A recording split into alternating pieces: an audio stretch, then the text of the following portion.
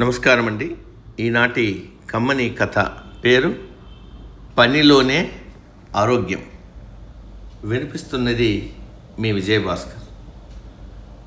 పూర్వము ఆనందుడు అనే జమీందారుకు వయస్సు మీద పట్టడంతో బాధ్యతలన్నీ కుమారుడికి అప్పచెప్పాడు. అంతకు ముందు వరకు తీరిక లేకుండా గడిపిన ఆనందుడు అప్పటి నుంచి విశ్రాంతికే పరిమితమయ్యాడు.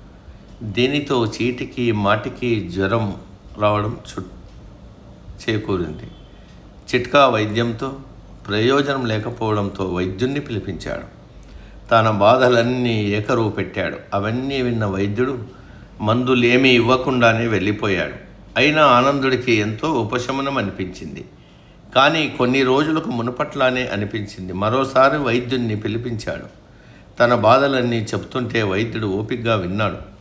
రెండోసారి కూడా మందులేమీ ఇవ్వకుండానే వెళ్ళిపోయాడు. విచిత్రంగా ఇప్పుడు కూడా జమీందారుకు ఆరోగ్య సమస్యలు తొలగిపోయాయి.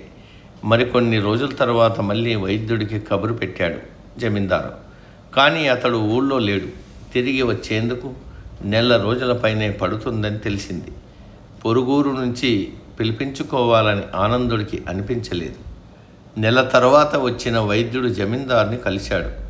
ఇన్నాళ్ళు మీ నుంచి పిలుపు రాలేదు, ఆరోగ్యం ఎలా ఉంది అని అడిగాడు. జమీందారు బదులిస్తూ, మీరు వెళ్ళిపోయాక కొన్ని రోజులు నా బాధలు చెప్పుకోవడానికి ఎవరూ లేరే అనుకునేవాడిని.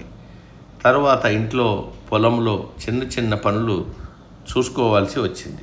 దానితో నా ఆరోగ్యం గురించి ఆలోచించే తీరిక లేకుండా పోయింది. అందుకే మీకు కబురు పంపలేదని సమాధానం ఇచ్చాడు జమీందారు. నిజానికి మీకు ఏ జబ్బు లేదు. ఇంట్లోనే ఉండటం వల్ల మీరు అవసరానికి మించి ఆహారం తీసుకున్నారు. పనులు ఏమీ లేకపోవడంతో అనవసర ఆలోచనలే మీ ఆందోళనకు కారణమని తెలుసుకున్నాను. అందుకే మీకు ఏ మందులు ఇవ్వలేదు. ఈ విషయం మీకు చెప్తే మీరు వినరని చెప్పలేదు. కానీ మీకు కొన్ని పనులు అప్పచెప్పమని మాత్రం ఇంట్లో వాళ్ళకు చెప్పాను. వాళ్ళే మీకు ఇంటితో పాటు పొలం పనులను అప్పచెప్పారు. అది మీకు వ్యాయామంలా పనిచేసింది. అందుకే మీరిప్పుడు మునుపట్ల ఆరోగ్యంగా ఉన్నారు అని అసలు రహస్యం చెప్పాడు వైద్యుడు.